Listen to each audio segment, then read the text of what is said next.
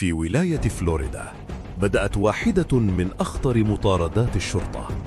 القصة لم تكن مجرد هروب عادي، بل كانت مليئة بالعنف والتوتر منذ اللحظة الأولى. في محطة وقود هادئة دخلت امرأة وهي في حالة صعبة، ملامح الخوف كانت واضحة عليها وآثار الضرب تغطي وجهها. طلبت من العامل الاتصال بالشرطة بسرعة، وأكدت أنها تخشى على حياتها قبل أن تغلق على نفسها داخل الحمام محاولة الهروب. في الخارج كان المشتبه فيه جالسا داخل سيارته يراقب كل شيء بصمت، وكأنه ينتظر اللحظة المناسبة. لكن تلك اللحظة جاءت بسرعة. فور وصول أول دورية إلى المكان انطلقت السيارة بشكل مفاجئ.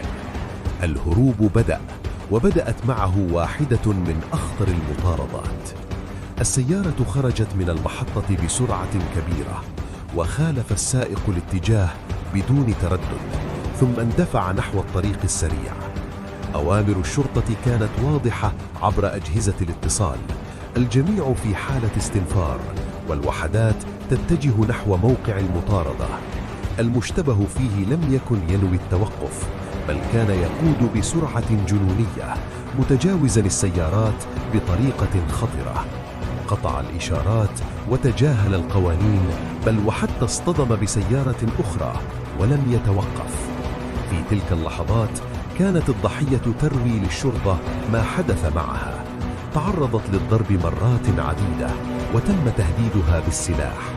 ليس هذا فقط، بل تم خنقها حتى فقدت الوعي، وأجبرت على القيادة لمسافة طويلة وهي تحت التهديد المستمر.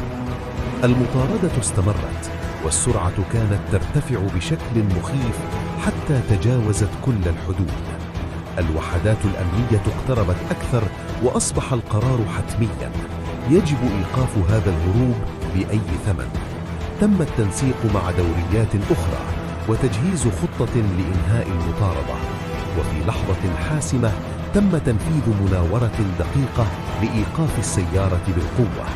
السيارة فقدت السيطرة وتوقفت أخيراً، لكن التوتر لم ينتهي بعد. الشرطة صاحت بأعلى صوتها: اخرج من السيارة وارفع يديك فوراً. ضع يديك فوق رأسك وتحرك ببطء إلى الخلف. كل حركة كانت مراقبة، وأي خطأ كان قد يؤدي إلى كارثة.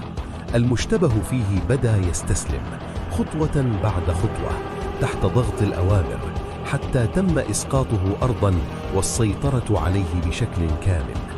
النهاية جاءت بسرعة، لكنها كانت حاسمة. تم اعتقال المشتبه فيه وتوجيه عدة تهم خطيرة له، من بينها العنف والفرار من الشرطة. كما تبين أن له سجلاً إجرامياً خطيراً، وكان بالفعل تحت المراقبة. مطاردة بدأت داخل محطة وقود وانتهت على الطريق السريع. قصة جديدة تؤكد أن الهروب من القانون قد ينتهي في أي لحظة.